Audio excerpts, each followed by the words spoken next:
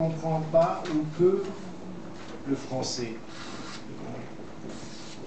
Bon, ben c'est parfait, donc on pourra continuer en français. Qui d'entre vous a lu le roman ou partiellement lu le roman?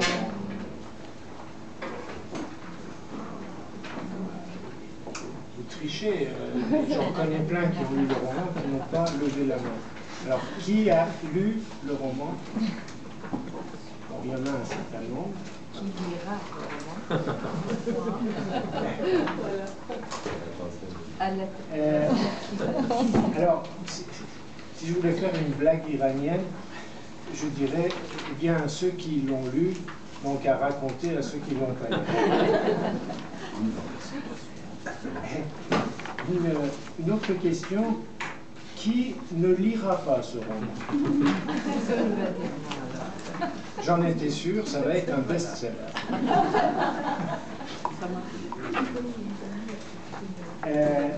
Alors, ce roman est l'histoire d'un adolescent qui quitte l'Iran à l'âge de 11 ans, accompagnant ses parents, et qui est très vite livré à lui-même. Voilà, je ne vais pas vous raconter l'histoire. Je vais plutôt demander à ceux qui ne l'ont pas lu de poser les questions qu'ils souhaitent. Et ceux qui l'ont lu, de faire des commentaires sur ce qu'ils ont déjà vu. Alors? Une question, quand l'idée est venue d'écrire ce livre déjà?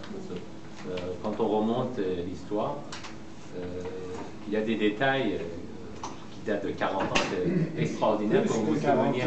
Non, je dirais, donc depuis que vous êtes en France. Oui. Depuis l'enfance, vous racontez des choses qui remontent à l'enfance. Et qui remontent à l'enfance. Qui sont assez détaillées. Oui, ils sont très détaillés. Vous aviez déjà commencé à... Non, j'ai commencé ce roman il y a une quinzaine d'années. D'accord. Et puis, je l'ai laissé de côté pendant 12 ans. D'accord. Et comme je préside moi-même un centre culturel auquel vous êtes venu il y a 15 jours, avec Mme Zavici. Et comme vous avez vu, j'ai beaucoup d'écrivains dans mon entourage. Et quand je leur ai parlé de ce roman, ils ont voulu en voir un morceau et ils m'ont poussé, encouragé à le terminer. Et c'est ainsi que ces 2 dernières années, malgré toutes les occupations que j'ai et que vous avez vues, j'ai quand même réussi à terminer ce roman. Alors, vous savez que, bon, vous n'avez pas encore mon âge, vous êtes jeune. Vous savez, quand on prend de l'âge, les souvenirs d'enfance deviennent beaucoup plus précis que les souvenirs d'il y a 10 ans ou d'il y a 20 ans. Donc ne vous étonnez pas que ces souvenirs-là soient précis. Et puis je vous répondrai ce que j'ai déjà répondu à une question de ce genre, ce n'est qu'un roman.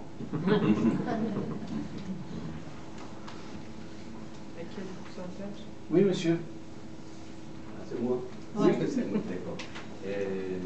Est-ce que vous avez envisagé de traduire en italien ou d'autres langues? Tout à fait. Alors, ce roman n'était pas destiné au départ à être publié en France d'abord, mais en deuxième partie.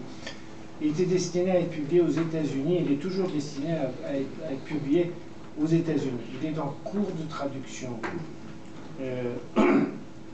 en anglais, parce que vous savez que la population iranienne, notamment aux États-Unis, est beaucoup plus importante que celle en France ou en Europe. Et il y a plusieurs catégories de personnes. Il y a des personnes qui sont aux États-Unis depuis très très longtemps, donc que j'appelle des nostalgiques. Donc la lecture de ce roman pourrait leur rappeler de bons souvenirs de l'Iran d'il y a 60 ans. Et puis il y a ceux qui sont nés juste avant la Révolution ou juste après la Révolution, donc ils n'ont pas connu l'Iran d'autrefois. Donc pour eux aussi, ça pourrait être très intéressant de prendre connaissance de ce roman. Alors, vous me disiez, est-ce que ce roman sera traduit en farsi? Je suis en train de m'en occuper également. Je n'ai pas trouvé encore le traducteur ou la traductrice adaptée. Moi, personnellement, je serais incapable de le traduire en persan. Je parle couramment le persan, mais j'écris et je lis très très mal. Il y a des passages que vous aurez du mal à traduire. Il y a des passages, je ne comprends pas pourquoi dites-moi justement. Qui sont interdits, je suppose. Mais publier, traduire en persan ne veut pas dire le diffuser en Iran. Ah d'accord, je croyais que vous aviez... C'est sur Internet. En fait, l'idée ne m'était pas venue de le traduire en persan, mais j'ai eu beaucoup de demandes. Justement, c'était justement la première question de monsieur qui demande. Donc, oui, il sera traduit en persan. Voilà. Oui, madame. Oui, vous avez parlé de livre qui commence par une partie, c'est des souvenirs d'enfance. Et puis, le titre de livre qui est Déraciné. Quel rapport avec... Alors, c'est deux choses différentes.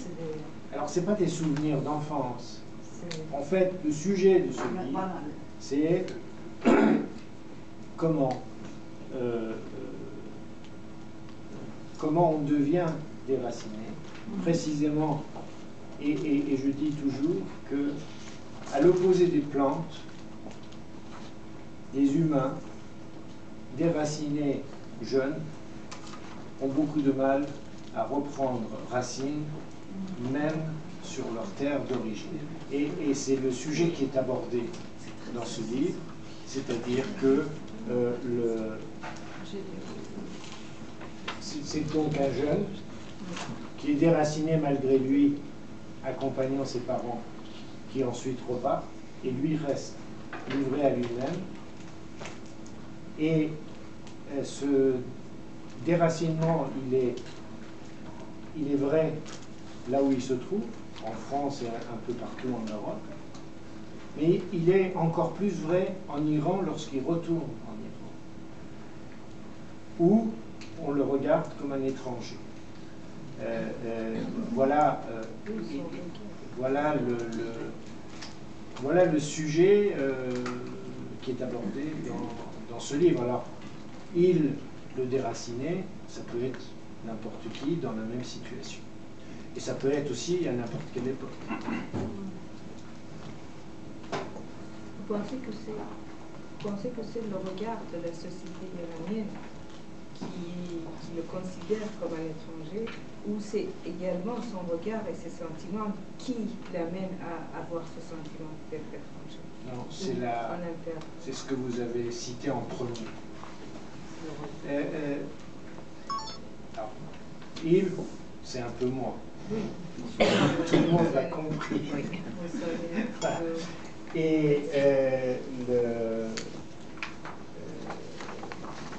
aujourd'hui encore, je suis très gêné, je vais très régulièrement en Iran. Et à chaque fois que je vais en Iran, et cela a été de tout temps, et ça c'est encore valable aujourd'hui, au départ j'ai l'impression d'aller chez moi, mais tout de suite on me fait comprendre, très indirectement, que je ne suis pas chez moi, alors que j'aime être chez moi. Et souvent je dis, il, en parlant de lui, ni d'ici, ni d'ailleurs, mais partout chez lui, malgré le regard d'autrui. Voilà. Donc c'est ce que vous avez cité en premier, à savoir que le sentiment, il ne vient pas de moi, il vient... Alors, peut-être que... Comment? Peut-être en interaction, parce que... Non? Je me sens vraiment chez moi quand je vais en Iran. Et c'est vraiment le regard des autres qui me rejette. J'adore les odeurs, j'adore les ambiances, j'adore la chaleur et le contact humain qui existe en Iran, en tout cas dans la population.